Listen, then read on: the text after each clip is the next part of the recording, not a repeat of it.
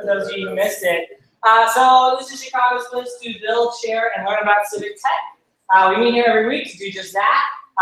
And in addition to all getting in the room and eating empanadas together, we work on different projects in the civic and tech space, and we hear from some interesting presenters on a variety of topics. We have an awesome presentation today by Dr. Dave Stovall over here, and I'm looking forward to it quite a bit. But before we get to that, we have a couple things on the agenda that we always like to get to. One, we'll do introductions. Everyone will say hi. Just say your name, what you're interested in, why you're here. And then we have an open floor for announcements. If you want to share anything with this group that's civic tech related, if it's other events or some sort of new fangled piece of technology you saw that's cool, anything related you think this particular group is interested in, please share it.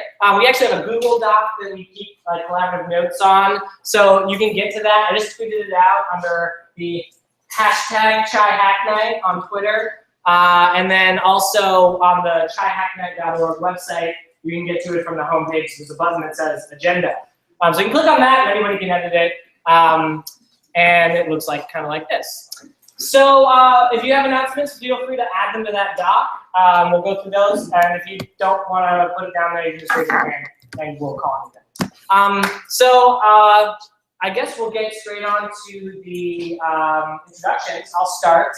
What are we doing? Oh, okay. This is the doc? Okay. Yeah. Okay. I'll get started with the introductions. My name is Derek. I'm the co-organizer of this event, and I run a company called DataMade, where we build civic tech stuff all day. So I do this day and night. Hi, my name is Christopher Whitaker. I am a civic technology consultant operating in Chicago and also part of the Code for America Brigade team. Hey everybody, my name is the Wi-Fi stuff up there just so we can show, or like just the agenda stuff, just so people can see. Yeah. And I'm also inverted scroll. Something. Hi, I'm Jim Dispenza. I work by day in public schools and at night for Alder Track at Chicago Daily, local insider news email service. My name is Stephen May from the Transportation Planner and Reporter for Street Block, Chicago. Hi, my name is Alex Sobel. I was a Code for America fellow until like a week ago, and now I'm a Chai Hack Night groupie. So it's Hi, Carl Vogel from Open Tech Strategies, organizations we do all the time. I am Ben Schmidtbach. I was a Code for America fellow with Alex until a week ago, and we live together. Hi, I'm Hunter. I'm a data scientist at the Impact Lab. Chewing. Sorry, should have slowed it up a little bit. That's okay. I'm Corey. I'm a product. Excuse me. 3, 2. I am Corey. I'm the product manager for Black Tech Mecca. Our goal and mission is to connect, direct, and transform the city to the global tech mecca. Our mission is to help underrepresented communities get more involved in technology. My name is Emily Zavalnik. I'm a GIS analyst at Argonne Mission Charter Conference. Cole, I'm a software developer. I'm Nate. I'm a freelance community engagement. I'm Simon. I'm a computer science student. I'm in Chicago with a 3-week student internship. I'm Cruz. I work with the Resurrection Project. I help do data research analysis, stuff like that. I'm Scott. I do search engine marketing in the medical industry. I'm Joel. I'm a public information officer for the Cook County Bureau of Technology. I'm Brittany. I'm a web application developer, and I work with 30 partners. Our client is currently the Chicago Police Department, so building web apps for CPD. My name is Sam. I'm an assistant project manager for land use construction. Dean Edinger, Institute of Cultural Affairs, and various other commons related types of activities. I am Eric. I'm a software developer. My name is Andrew, and I'm a web developer. I'm Alexis, I'm an urban planner. Bill, freelance book developer. Hi, my name is Scott. I'm a recent boot camp graduate in front-end development, and come to Shy Hack Night to find stuff to work on. My name's Kevin, I'm an illustration.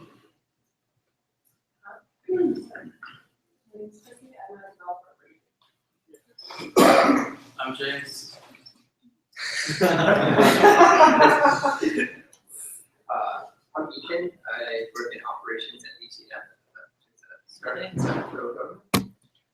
I'm Adam, a business analyst. I'm Kyle. I had been a government worker for several years, and now I'm a web developer. I'm Mark, I'm a marketing analyst at Digital Agency. I'm Brian Burrows, a software developer. Hi, my name is Chris. I work for a company called World of More. We are focused on reducing the cost of the grading process. I'm Christina. I work with Chris. I'm Lars Goldberg, I'm a software developer. I'm Allie Like, I'm a writer and freelance social media consultant. My name is Tim. I'm a graduate student at DePaul University, studying predictive analytics. Love machine learning. Hi, I'm Taha. I'm a data science student at DePaul University. My name is Vivek. I'm a data scientist for Brunswick Corporation. I'm also the president of the student group back at DePaul University. So I'm here with some of the students. How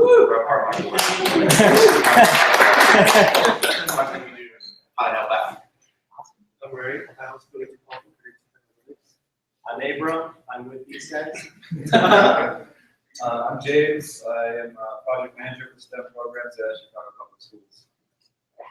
I'm Mark, I'm a product manager and content program. My name is Tom, I'm the chief data officer for the city of Chicago, run the open data portal and our data science team. I'm Garrison, I do tech support here. I'm Limo Lasal, I'm a UIC student, I was referred to this program with my tech mecca. So I'm just here I'm Scott Blair, I'm an experienced designer and one of the organizers for the UX strategy. Brandon Faulkner, I'm a Denver King graduate, also looking for projects John I.S. Hallmark Cards, project manager at Honorary Chicago.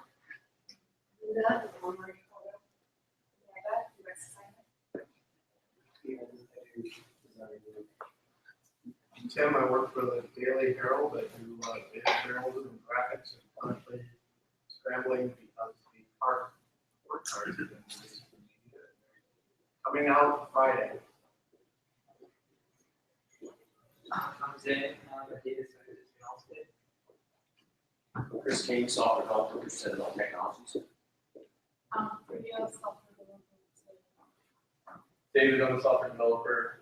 Kind of interested in machine learning and data visualization. I'm Andy, I'm in the CS department at Chicago Public Schools. I'm Hillary, I'm a web developer. I'm Eve, I'm an educator and youth program developer. Eric. I like empanadas. Anybody else? Folks who strike? Yeah. Thank you so much. Anybody else? Okay, great. Awesome to see all of you. So we'll skip right on to the announcements. We'll go through the ones that are on this document. But again, if you have something, you can raise your hand. Wow. Sharing. Cool. So web streams, it's mostly just Chris. It's just Christopher, yeah. We're getting a reaction shot of Christopher. So interesting. So the first one's actually for me. Next week we'll have our last hack night of the year. And then the 22nd and 29th, as we usually do, we'll take those 2 weeks off for the holiday since most people will be out of town. But then we'll be back in January. So do not come here on either of those dates. Or you could, but they just no one will let you in. And there will be no webinar, so there's no reason. That's that one. mRelief launches mRelief's Builder. Yeah, so over the entire summer, You should put something up there? yeah, sure, you can, it's just build.mrelief.com. www.participatory.com. But over the summer, we spent quite a bit of time really thinking about how we could scale Can I our turn this impact, sideways, or do you need it to stay? scale our No, you're impact, and connect more people to the power of new technology. So essentially, it allows for people to interview people who are trying to find public assistance, and in minutes, you can kind of determine whether or not you're eligible and what a clear next step is. And so we've really dynamically created a form that dynamically does that process and allows any program provider to launch a form in minutes. So if you know of any nonprofit providers, Resurrection Fund, but if you know anyone in that space and is interested, just please refer me and talk to me. We're getting a discount through Christmas, and we're just excited to get as many people signed up as possible. All right, thanks. Woohoo! Awesome. Congrats, guys. Youth Ideas Hack, the Mikva Challenge event. Eve? Yeah. All right, so on Saturday this week, here in this space from noon to 4, we'll have the Youth Ideas Hack. You might not know it, but it connects to action research because there's been a team of Chicago teens who have spent a year researching how to build equity and access in tech jobs for CPS youth. So the Youth Ideas Hack will be about taking some of those ideas and recommendations and turning them into cool technologies where the product vision is really led by these youth leaders. So we're looking for especially UI UX designers who might want to be involved. And we're still looking for more teens to sign up. So if you have teens or know some teens, come and check in with me over here. If you are interested in volunteering, say hi and I will send you the link, or you can find it on the it's on the link. Thanks. Thanks, Eve. Oh, right. This one's also me. I forgot to bring them down, but if anybody wants a Chai Hackney t-shirt, Christopher here is modeling one for you. If you want one of these, let me know. They're $11. We're out of larges. All we have are smalls and mediums. I'm sorry. I'm going to order more. But anyways, if you want a shirt that looks just like this, then you can have one for $11. Hive Chicago Buzz. Is Robert here? Anybody from Hive here who knows about this event? They're having an event. Looks like 2 events. One on Friday, January 22nd and 23rd. It's a hack day. Come with an idea, leave with the community. Work alongside local educators and learners to co-create the solutions that will transform the learning landscape of Chicago. So if you want to go to that, I'm sure Robert will continue to plug that until it happens. So U.S. Department of Transportation Smart Cities Challenge. Who's this? You? It's me. I just linked to it because it looked interesting. The U.S. Department of Transportation has, in the past, done a number of challenges that were sort of small scale. This one's the first one that's been a little bit more focused. Unfortunately, it's aimed at mid-sized cities, so I think we're too big for it, but it is a nationwide competition, and that's a lot of funding that they're going at this problem. So if anybody's looking to tackle something on, just go to this site and check it out. Cool. All right, it's Computer Science Education Week. Who's got that? That's me. Just so you all know, this is Computer Science Education Week. Good for us.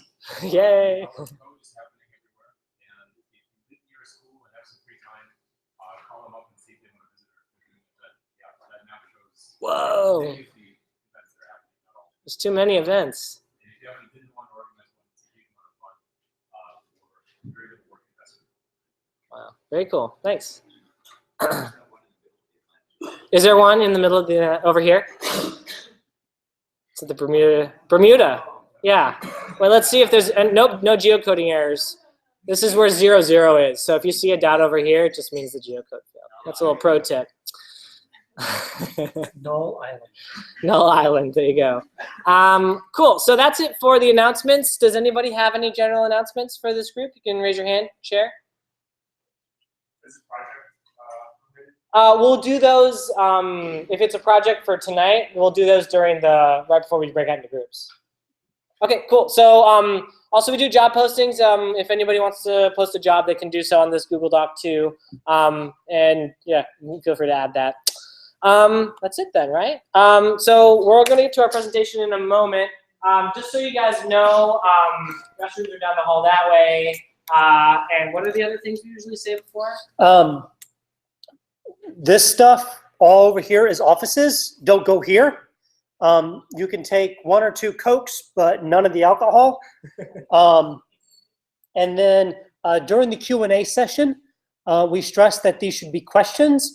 If you use your question time to sort of make long comments, I will start doing. And you should shh. So fair warning.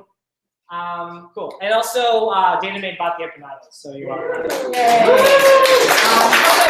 So, Dave here does something called participatory action research. So in this civic tech world that we are in, there's a lot of stuff that we build, and kind of what sort of the nature of building websites is just sort of, which is a lot of the work we do, is you put it out there on the web, and then you kind of like don't always have a great sense about who is using them. And so, especially in the civic world, since we're trying to the civic tech world, we're trying to actually improve the city of Chicago, make the city of Chicago a better place through technology and data. That's kind of can be a problem if you don't know who you're building these tools for. So one thing that's happened over the last couple of years is there's been this kind of mantra called build with, not for. If you guys have ever heard that, Code for America is big on it. Lauren Ellen McCann, who is formerly from the Sunlight Foundation, who also did some work for Smart Chicago, has written a lot about this idea of get the people who this thing is for involved, make them owners of it, make them part of the process of building it, right?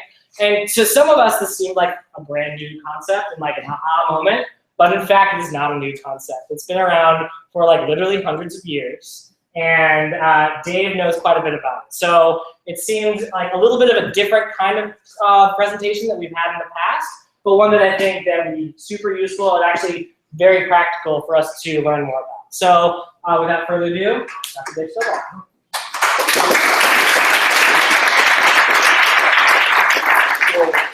Basically, y'all, this is finals week at UIC, so my head is still in grading papers, and I even brought them with me. Right? So what actually is interesting to have you all in the room, because I very rarely get a chance to talk to folks like yourself. So this is actually a good piece for me, and I hope tonight you all will actually give me some ways in which to think about a new segment of the work I've been doing for the last 20 years. One of the things that actually comes to mind, actually, when you hear about participatory action research, it actually, we first hear the term actually in public health. So people actually are talking about spread of disease, this epidemiology, people who are actually talking about what is affecting folks, right? So we actually see some of this work originating around study of HIV/AIDS in communities, right? Not just what are risk factors, but what are the ways that communities have actually been engaging in.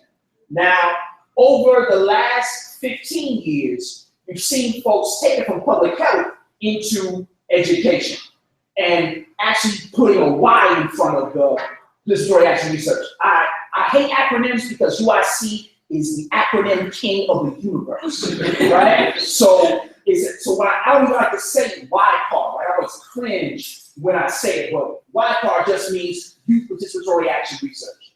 And the idea is, if you are actually doing this, because as a researcher, there's a colonial relationship that is actually very rarely discussed that is between universities and communities, right? We call it helicopter research, right? So you fly down with folks, do your little thing, go up, write a book, get a funky ass award, right? so this thing, so what does it actually mean to do work longitudinally, right? But not just longitudinally for the sake of actually creating continuum, but longitudinally because people are affected longitudinally.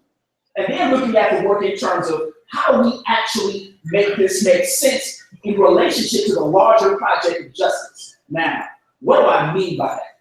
A lot of times, this is also, I'm always fearful of any type of acronym and any type of buzzword, right? So y'all admit we get a lot of this too, right? So you hear, when people say social justice, I'm always like, right? Because it's always, what does it mean? right? It's this thing, oh, we pick up garbage outside of school. That is not social justice. Right? We have a social justice day. What is that?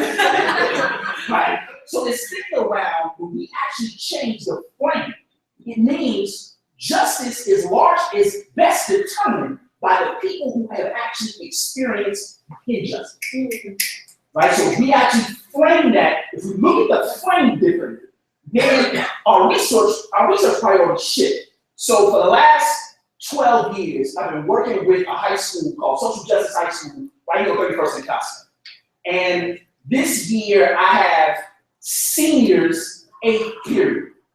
Let me say that again. Seniors 8th period. Anybody can remember 8th period and what was happening in your mind as a senior? You might not want to be engaging in school type work. Right? So now in thinking about that, we have to ask a different set of questions. So the first thing in the beginning of class is, what are the issues and concerns that are important to your life? From those issues and concerns, now where do we identify the issues and what is actually being done? We actually use this thing we call the 3 C's. Now the first one is the classical, right? This is whatever the state of Illinois is asking us to do, right? In terms of requirements, or this Common Core trash is, in terms of, because all this standard-based stuff is benign, right? So when they ask these questions, so this is, and we nickname the classical ABC 1, 2, 3, right? It's whatever the state is asking. Next is the community. So instead of the common narrative of communities that actually house poor people of color as places of deficit, what does it mean to see those places as places of value, right? So to actually reverse that trend, right? And then third is the critical. What are the issues and concerns with the classical and the community? And now, who do we team up with as researchers to actually address those concerns? So now this work is kind of morphed into two things, and I'm really interested in hearing you all's ideas around this, because there's some tech work that I've been trying to do, but as a claimed Luddite, it's going to be hard to shit, right? So this thing around actually engaging you all, and I want us to think about schools. And I want us to think about 2 things. So if I split the room right down the middle, and you all are one school, and then you all are a rival school, I close you all, and I send everybody to the rival school. What happens on the first day? Dumping, right? Man, right? You just fighting because you are in a fight. Some of y'all have been in this situation. You're fighting, you don't even know why you're in the fight, right? It's just you dumb, right? As my student said. You just at each other, right? Now, in Chicago, that happened 50 times or 49 times in one summer. Right? So that's the largest set of school closings in the history of the United States, happened here in Chicago. Now, if we look at this longitudinally, we'll see that from 2004, there's been almost 150 schools closed. Now, there's some correlation here. Now, Chicago has also lost 200,000 residents since 2000. 178,000 of those residents were Black, from 2 particular sides of the city. So now, if we think about that particular conflict, now I begin to ask a question with my students, because conflict is not always this animus between groups. Conflict can be engineered, right? So one of the ways that you actually engineer a conflict, one of the things that we know is directly connected to schools is housing. So the National Association of Realtors puts out a report every week. And in that report, they always talk about the #1 determinant for a family selecting a home is the school that it is in proximity to. Right? That's national. So if we see this particular relationship, now you have to ask a different set of questions. So now in Chicago, 80% of all public housing stock has been destroyed. It's been razed, right? Now it's only been built back to about 20% of that 80% has been raised. Now, with those 178,000 people gone, the question becomes, where did they go? Right? And this is where GIS, I'm glad we got some GIS folks here, because this is interesting. Because the places where they go, the usual suspects are the south and west suburbs. And that's changed over the last 10 years. So now we're finding families as far north as Duluth, Minnesota. We're finding families as far south as Carbondale, Edwardsville, Ferguson, Missouri. So now, looking at that particular pattern, asking another set of questions. So now we got schools, we got housing. Now there's a third component. Now, so we got folks from CPD. In the 1990s, the Chicago Police Department teamed up with the federal government and the county sheriff's office to enforce a RICO statute, and actually in the prosecution of gang chiefs. I know we got attorney folks here who've seen this also. So RICO is all apologies for that acronym. RICO is the Racketeering Influence and Corrupts Organizations Act. Now this was used in the 50s and 60s to catch the mafia. And it actually had some success. In fact, here in Chicago, RICO was a huge success in terms of taking down the Calabrese family. Now, what actually happens in Chicago is when they use it with gang chiefs, it actually implodes. So now, if we think about it, some communities may not have a viable place to go to school, some families might not have a place to live, and actually, you have created a particular set of conflicts because in Chicago, this is something that we don't really see, and anybody who's new to Chicago will also see this. Chicago is not just a segregated city. There's what sociologists and urban planners refer to as a hyper-segregated city, right? So if you go down particular streets in Chicago, you are traveling in different universes, right? Now that's been by design, right? This goes all the way back to restrictive covenants. This goes back to real estate agents making sure, redlining of neighborhoods, what have you, even the renaming of neighborhoods. And all this cracks me up. UIC is close to Pilsen. And now you see on some of the neighborhood maps, some people call it some parts of Pilsen Heights. But it's a Pilsen Heights, right? But this thing around really kind of shifting of space, and the shifting of space actually leading to displacement. Interesting moment in 2009, we'll get that date right. Jody Weiss was being interviewed on Chicago Public Radio, and he said this thing, and I damn near crashed on 290. He said, we know one of the major determinants that deeply impact crime is displacement. Oh, shit. He said it. And then he kind of got dismissed or fired, whatever they did, about 6 months later, right? Because what he actually let folks in on was that this idea of this, and it kind of refutes what's been happening in New York in terms of broken windows policy, the idea that actually engaging in any type of subtle law enforcement decreases the capacity for any major crimes to happen. That is reverse garbage, right? We know this broken windows policy does not work in any city. But what we do know is that we can map three things in Chicago. We can map new home demolition, home demolition. We can map new home construction. We can map homicides, and we can map school closures. When we get those four maps, you see a set of dots that look like a beard. Right? Just like that. And we can't get the full beard because we got a lake here, right? So this looks like half a beard.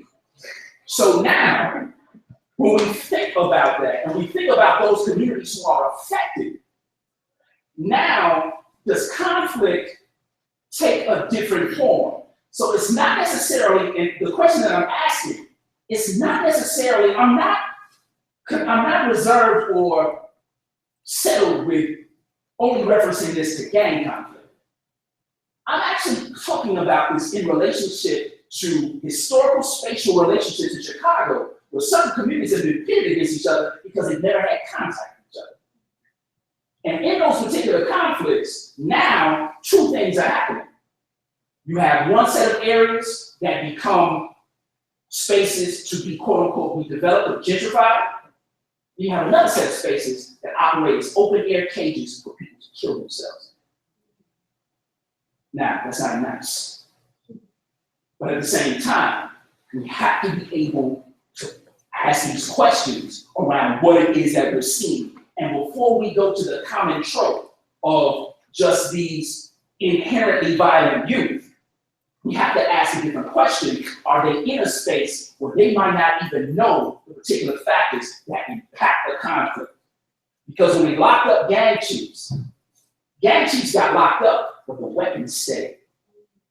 So the block got younger, right? And now, with the bifurcation of the drug trade and the control of the drug trade in Chicago by the Sinaloa cartel, we now have to ask a different question. Because in Chicago, the middleman has been cut out. So now there are particular tensions. Quarter boys, as for folks who may not have heard that term, these are young people who may or may not be engaged in the underground economy. Quarter boys now have a different set of conflicts because there's a shortage in supply. So now you get more robberies in terms of folks actually expecting certain resources or certain resources from other folks. Now, another thing is happening here. Again, all these layers are happening simultaneously. Another thing is these large quote-unquote gang alliances have all been splintered. So now, just like you have a segregated city, you have particular allegiances that now go block to block. So no more large-scale allegiances, but all these tiny, broken up spaces. So now, when we think about conflict, can we begin to engage a process that now says, do we need to pay attention just as much to the violence and death as the engineering of that death? And participatory action research now begins to allow us to ask that question, but a question that is rooted directly in the concerns of the people who are affected, right? So again, this thing is some burgeoning work, but at the same time, something that we rarely discuss, but becomes critical, not just in this moment, because the current moment in Chicago around impropriety with police is not this new thing. It is historical, right? If folks read up on the 60s and about red squads in Chicago, you see some horrid accounts. If folks understand about the John Burge trial, torture, right? These are real things that now in society, and I appreciate talking to you all, because I think with you all having the propensity and engaging with tech, you all can return folks to understand that history wasn't 7 minutes ago. So now we can actually see a continuum.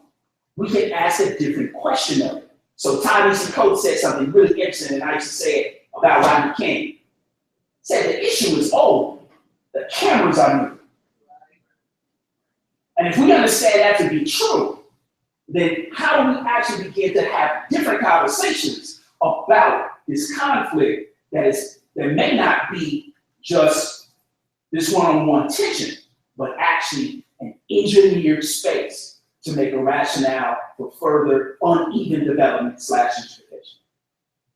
Now, I want to thank the folks from Hacknights for inviting me, because when I talk about this, I'm usually used to being uninvited. You can't come back. No.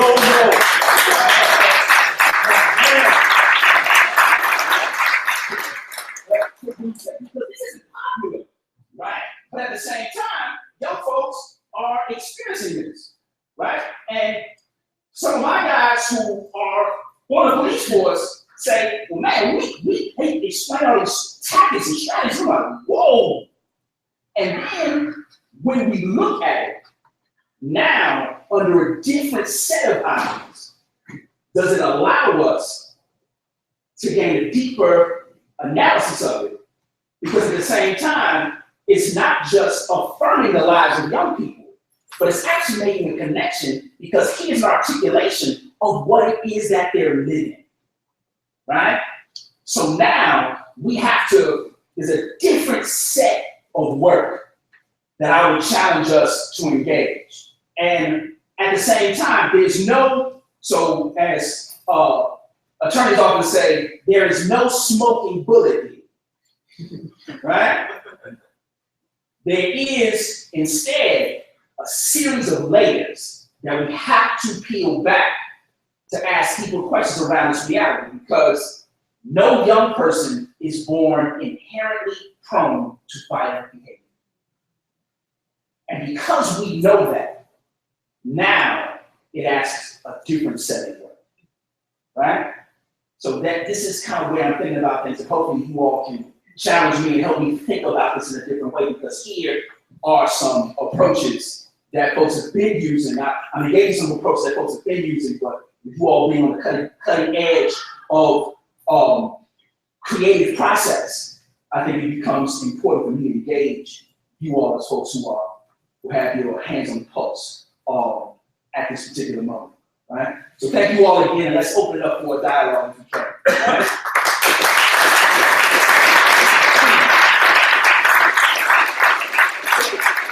Right? Questions about anything that I said? I know sometimes I can get into verbal diarrhea, so I have to be. Let's start with this. Sure. So when you're doing research in a community, how do you decide who that community is? For example, you pick a geographic area, but then to determine the effects of your research, you include the drug dealers who have the guns and say you're part of the community that needs social justice too, or you're like, well, we don't want to talk to you, we want to talk to the families that are being affected. Right. How do you decide who's in and who's out? Right. So this thing around there is, in participatory action research, the people who are affected actually make that determination. So for me, it's actually my students. So when we think about community, there are communities of thought, and then there are these spatial communities. So and it's an excellent question, because a lot of times when we say community, we often think about the spatial area, right? And a lot of urban planners like to separate that. There's a community who's actually talking about shared views and values, and then there's a neighborhood, right? So this thing around really asking these questions, and it takes us there because in many instances, we often think about the person who may be involved in an underground economy, or the person who might be affiliated with a gang or a set, as not affected by this, right? So when we actually engage in those stories, what do we find of them, right? The folks have been pushed out of school. When they come to the schoolhouse, they're told, don't come, right? They've been labeled a problem generationally because they may have a brother or older family member that may have an association, or an assumed association in many cases. So this thing around really being able to engage that space, because what we're finding out, and you all see this all the time, young people want a place where they can be heard and that their issues and concerns are prioritized, right? Because in many ways, we just tell young folks to hold on to magical 21 and something is supposed to happen, right? And that's furthest from the truth, right? So young people, and how do you think, I actually try to challenge myself in saying, when people say young people are the future, I'm like, oh, right? This thing's like, young people are right now. Shit's happening to them right now, right? So if we understand them as right now, then we move differently, right? And a lot of times folks will say, so is this age appropriate? I'm like, look, if a young person is old enough to experience marginalization, segregation, degradation, and isolation, they are old enough to be told the truth, period. Right? And historically, we've seen that folks are much more appreciative of that, right? So where is that moment of actually engaging? Because I think it's a little bit of both. We have to engage in community practice, value, and in those spatial areas, because there are certain aspects that major street thoroughfares can actually do in terms of understood borders or partitions, right? So I think both and in addressing that in terms of what is community. I can see how this type of research and this type of work would require completely different methods for reaching out to stakeholders. Is it totally atypical from a public meeting for your typical stakeholders or government industry? So what are some of the methods that you use to reach people? Right. I think there's a couple of methods that come first, and we think about them as focus groups, but actually more dialogical, right? So in terms of having a conversation and actually generating, so in terms of a generative process, in terms of generating issues, and then having focus groups, but not the researcher, the ones typical of researcher communities in terms of kind of sitting down and telling folks, okay, here's what we want to discuss, but actually doing member checking first and saying, are these concerns accurate, right? And then from that discussion, saying, if these concerns are accurate, then what is, and this is pairing the qualitative story with the empirical and historical trajectory, right? So can we find connections between those spaces? And I actually got that from a group of folks, young women out of New York, who are actually studying sexual harassment, and what they call street harassment in their particular community. So it's really this member checking first, not in terms of after I perform the research, did I get it right, but saying, are these concerns accurate? And are there other layers that we need to pay attention to? Because in those other layers, we might find some other things. And then now branching out in terms of, and this, sometimes there's a program that a good friend of mine showed me. I have no idea what the name is, but it was these bubbles. And once you type something in, you just hit return and then another bubble emerged, right? Right? And it's freeware, and I can't remember the program, but this idea of being able to look at those generative things and then talk about where do we have the most congruency in our checking of these things, right? And then that being the space to start. Because again, this is, when people talk about qualitative research being messy, it does not get messier than white problem, right? In terms of how we actually begin to tease out those spaces. Because again, from those spaces, it's always checking in to see if our narrative is contiguous and if there are interruptions in the narrative. Right? So that's one of the ways to actually reverse the trend of traditional research in terms of white problem. Yes, sir. With regards to like accomplishing your research, like what technologies do you want to have more of, or just more access to make what you want possible? Well, definitely. We've been trying to get our students to have, because there's kind of this freeware, low-key GIS.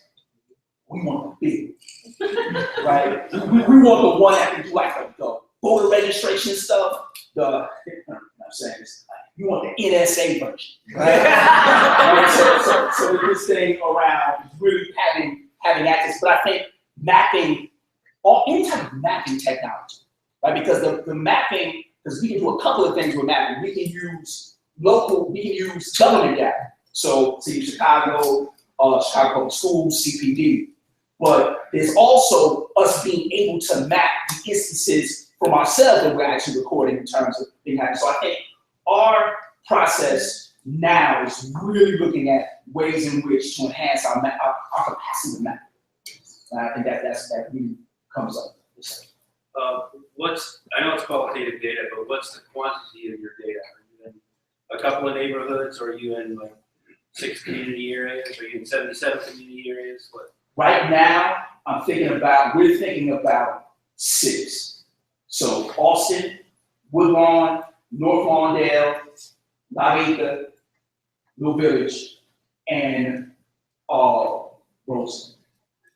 So looking at those spaces, because there's a couple of things happening in those spaces. Some of those spaces are actually experiencing a quarantine in terms of being cut off from all resources.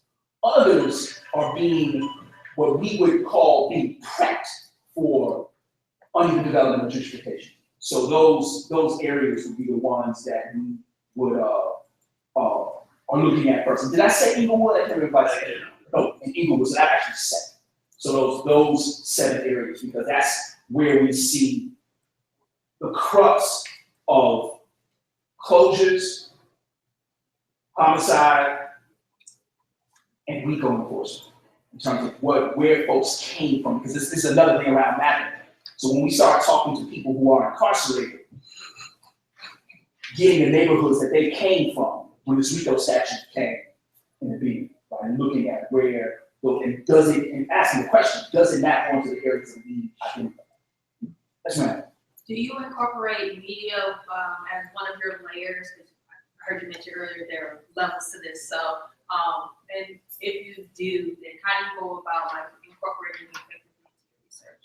But I think this really becomes, and for us, the digitized archives of a couple of places are really going to be important for us moving forward.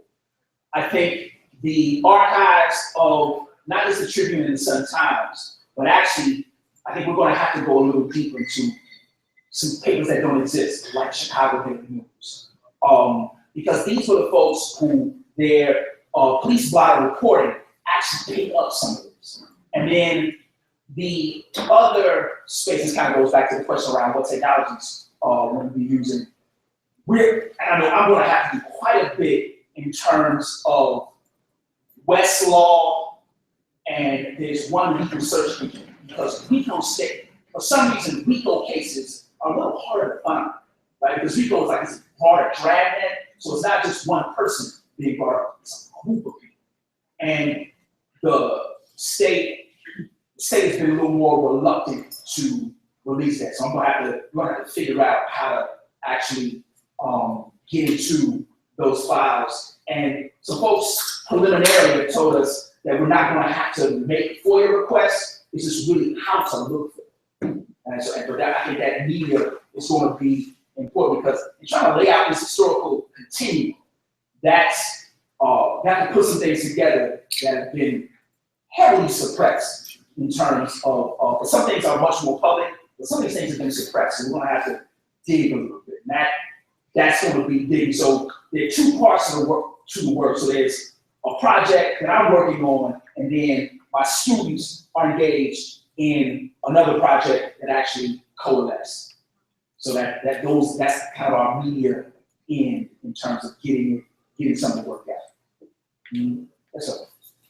So with the engineering idea of kind of these trends throughout time being engineered, who do you think is doing the engineering and why? Right. I mean, this is kind of the larger anti-colonial theory around state-sanctioned violence, right? So and this is kind of the thing that I've been thinking about, the Kerner report of 1968 becomes very important for us. Because this is Otto Kerner. Otto Kerner was a state senator in Illinois. And he released a report in 68, and the opening of the report is amazing. He says, the United States has reached its Marxist moment. And he says, the people have found their conditions intolerable. Revolution is imminent. That's from US senators. Right, so you read those. Right? Because actually there was a fear of what these, because if you think about from 66 to 69, there were over 300 cities that had major uprisings. Right? So this thing around, so now state-sanctioned violence operates in a form of suppression. So, and this is, to your question, this becomes important because it's not about arguing a conspiracy theory.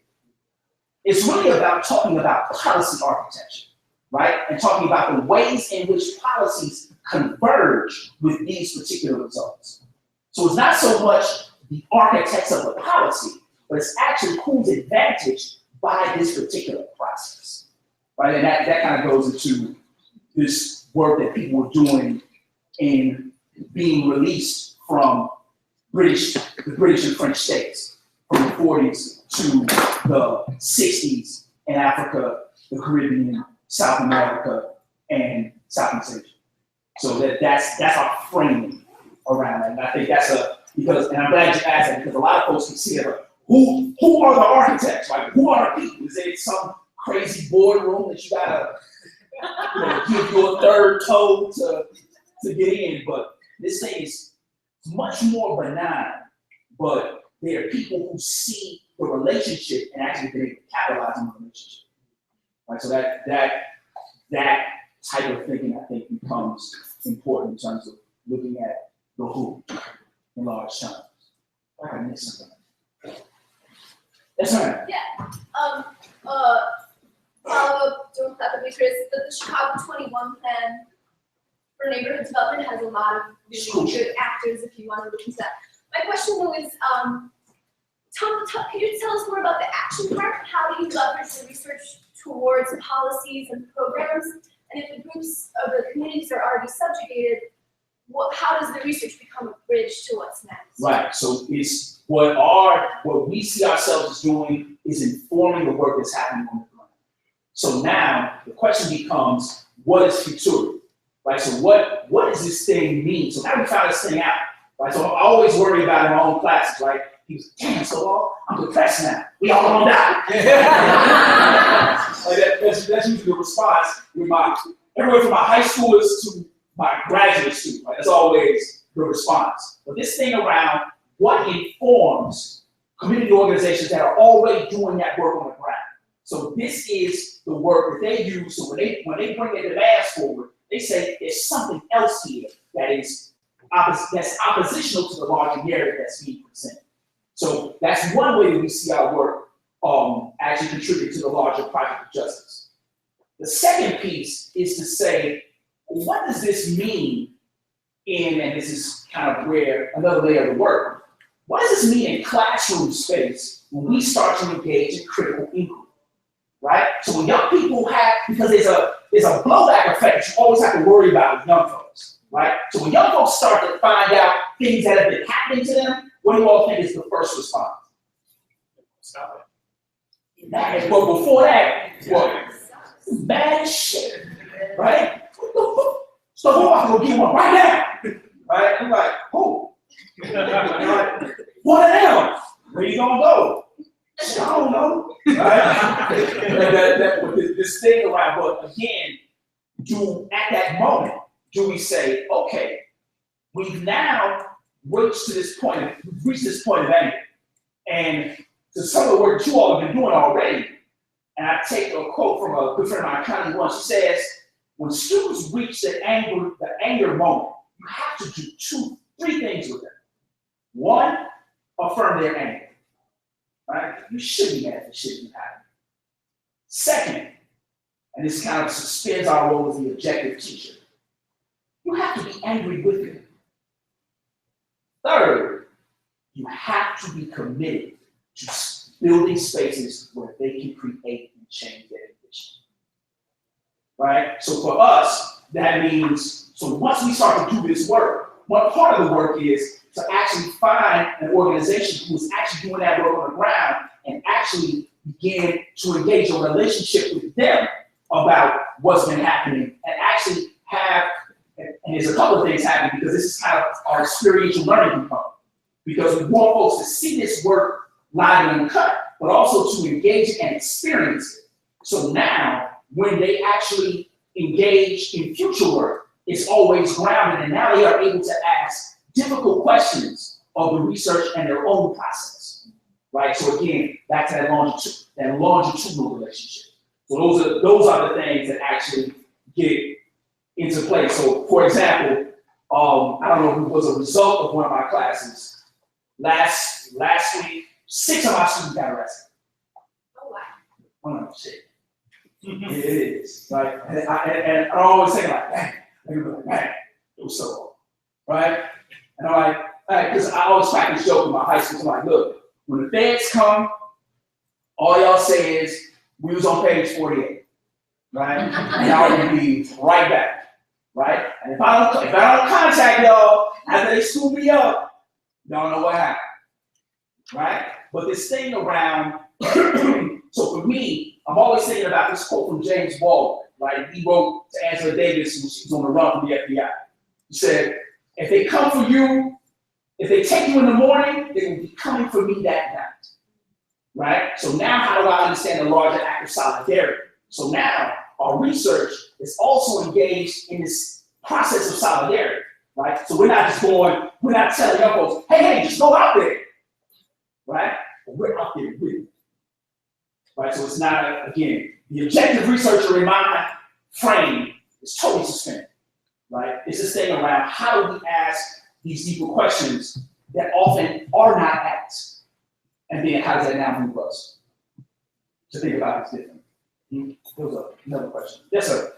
Yeah, I wanted to hear more from you. You mentioned briefly about how you saw, like you mentioned, everyone has a camera now, and how you can see that it's like changing the dynamic. And I wonder, there's varying perspectives on like technology and whether like with the sort of continuing you're talking about, like whether having access to new technology does create like unprecedented opportunities to like leverage social change, or if it's kind of, you know, just another new tool to be used, you know, like other tools were used in the past, and this is, you know, a similar struggle just with contemporary, you know, devices. Right. I would say yes to both, right? So it's a both and, right? Because it does allow for broader populations to see what other communities have been experiencing living for hundreds of years. Right. At the same time, it can be a space where things like surveillance is equal, right? So when we talk about, it was always when, and I'll use the example of the Occupy movement. So it was interesting to me. So in Zapata Park, when people started saying stuff like, yeah, some people created an organization called Occupy the Block. And other folks were like, hold on, Block is already occupied. Right? We gotta be clear about that. Right? So these particular technologies have been used in many ways to covertly police communities. Right? So we have to be able to ask those questions. I mean, those digital cameras aren't in Wrigleyville. Right? And these things around how do we even start to talk about hotspots, right? Because in those quote unquote hotspots, what does it actually do in larger senses? Because again, somebody who's in the underground economy usually is pretty smart, right? So when you drop a camera someplace and they know there's an open air market in that spot, what do they usually do? Just more, right? So this thing around how we even start to think about that. And then a third point that I think we always have to recognize is, and this is kind of some earlier points I would make, who has access to this, right? And how is that access being denied systemically to certain groups, right? So you still got schools, you still have schools that have one computer for a classroom, right? And you got other folks who are learning coding. Now, I got a cousin who's in 6th grade. Her and her students just made an app. Right? And I'm saying this, and I think about that in terms of you got one group of folks who have a oversaturated access, and then other folks who are actually kept away in many instances, right? So we up the apartheid state, right? And again, how do we now start to come to grips with that and ask people questions around access? So I think it becomes critically important. Yes, sir. So you were mentioning Chicago's hyper-segregated. This is a community. I'm a person. I'm white, and I don't know a lot of the kinds of folks that you're talking about. So if this is something part of the community, moved by your words, it's not exactly clear to me.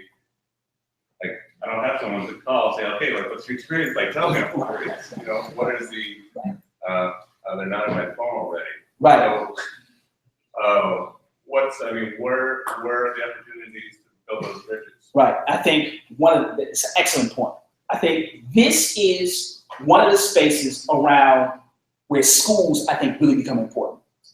Because schools are these spaces that folks are thirsty for technology. Folks are thirsty to engage, right? And young folks have, created all of this space. I mean, I'm glad that we got folks who are actually asking these questions. I mean, because Twitter even had to reframe its post, right? Because when we saw on the Twitter who was actually using Twitter, they had to ask a different question. And then they actually had to say it. Like, even in the Twitter office, they even had to, whisper like Twitter, right? It's a real thing, right? But I think schools are the place where you can engage folk, and engage folk in a very sincere method, right? Because a lot of times, just like you said, you walking up to somebody and saying, hey, look, I want to know your experience. You might be quicker to get it than actually folks talking to you, right? But this thing around, where are those spaces? So if you think about schools, community organizations, and folks who are continually doing tech work, right? So how can we actually, and answer that question, how can folks be supportive? And then, even from a perspective of asking the question first, what is the need? Because a lot of times, just kind of come in and again, the helicopter thing goes quick, right? I got the skill, let me use my skill someplace, right? So, well, what's the need here, right? Because I've even seen this with my own work. So when I ask folks, what's the need? Sometimes I have to say, well, man, I don't have that particular skill. Here's somebody who does, right? Now, there's also responsibility in that. You also have to make sure that that person behaves is actually responsible to those particular works. And what I've seen is people have been very receptive to that space because this notion of, I don't even call it a digital divide. Let's be clear, it's a digital apartheid, right? In terms of what, who has access, and then how do we branch out for folks who are doing the work. And I think this is also a really important space to kind of hear what folks are doing, and then you all being able to exchange ideas to actually support each other responsibly, right? Because a lot of times, and I'm always worried, in addition to the kind of helicopter research, I'm always worried about somebody gets some grant dollars, and then once the grant dollar runs out, oh, too bad, right? And there's always that thing, right? So you have to think about that in a number of ways. Yes, sir. So actually, to answer not to answer your question, but to piggyback off of your question with an answer, the company that I represent is Black Tech Mecca. And so when you ask, what can you do to get involved if you're not Black? Well, one thing you can do is support Black Tech Mecca, because that's our mission, to connect, direct, and transform the city of Chicago into not only a global Black Tech Mecca, but into a tech Mecca. And we all know that the Black community is one of those communities that's underrepresented in technology. We think about Black people that are in tech companies. A lot of times they're not in executive leadership positions. They get less training, they make less money, they don't get access to the same jobs, and the overall community is represented somewhere between 3 to 6%. And so we think about the global technology community and Black people being part of that, and all the creativity and innovation that they can provide and help the economy and just all these other positive things. You have to really think, what is going on in engineering. So what we want to do at Black Tech Mecca is change that narrative and bring more Black people, more people of color, not just Black people, more people of color, underrepresented people, trans, les, bi, whatever, into that community. So, any support that anyone here wants to give, whether it's more development support, project management, product management, design, or research, analysis, analytics, all of that stuff is extremely important, and the work that you're doing is amazing. Absolutely. Thank you so much. And I think another thing that comes on, sorry about that, Shane. No, it's all good. Just folks need to hear it. Another thing that I think really becomes important. So if we start to think about this in terms of what does it mean in terms of gainful employment, right? So State of Illinois and the Office of Workforce Development is beginning to ask these questions that are really interesting, and to your point, because it's always, so folks who have historically been locked out of communities, it's only this kind of tertiary position that's afforded to them, right? So Workforce Development says, we're gonna have this new tech boom. We need whatever, programs, right? But it's only like this particular training, right, that goes to one level, right? So you got all these folks who do this one piece of work, and now, what does it actually mean to expand it, to think about it differently? Because that also changes the narrative, because they approach colleges of education with this all the time, right? So Workforce Development comes to us and say, well, hey, you need to think about teaching in this way. You need to frame your teaching using technology, but also what does this mean writ large in terms of participating in the creative and technological economy, right? Then you get another acronym. You all probably seen this in your work, right? STEAM. All right, so now, since we don't want everybody to work for NSA, so now we just put an A in the middle and say art, right? And that's how it comes off. It's like Because it's not really STEAM, it's STEM plus an A. Right? That's really what it is. Right? And even how it's discussed, right? Oh, you know, it said, and people will say this, it said we had to put art in. Right? But so this thing about, well, what does it mean to actually engage creatively? Because these are very creative spaces that now can be truly beneficial for folks, but also at the same time a responsibility. And let's take one more. I feel like I missed one person. Yes, sir. So earlier you mentioned that the work that you're doing, you're hoping that it will influence community organizations and decisions that they're making, kind of how they're approaching their areas. Have you thought at all about you know, where those organizations get their funding and like influencing the funders? Because it seems like how those people decide how to spend their money.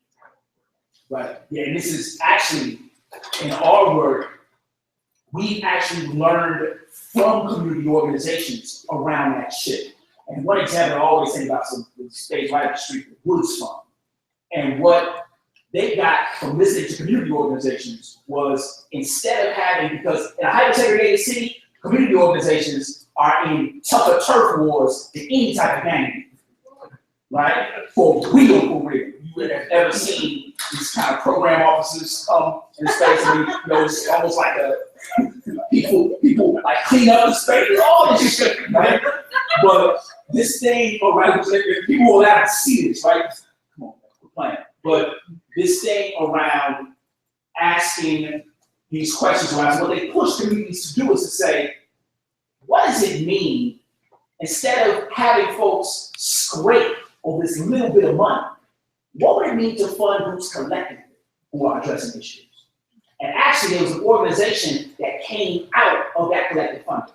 So many of you all are familiar with what we call Chicago Voice. That's for the young folks, right? So Chicago Voice actually comes out of a collective of organizations who now provide an opportunity for young folks to do their own thing, right? So I think that really becomes important in terms of thinking about sustainability and then what are these funding structures, because people in my line of work, they even refer to it as the nonprofit industrial complex, right?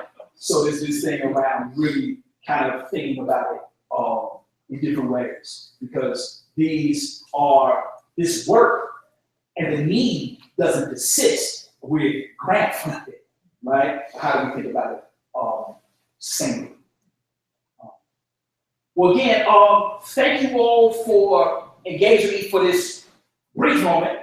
And hopefully I can engage with you all in terms of thinking about this in a different way, because I think right now I'm pretty abreast of theoretical constructs, but this thing is actually making it look, having a visual component to this is my site of struggle, right? So thank you all again. I hope this is making sense. Thank you all for having me.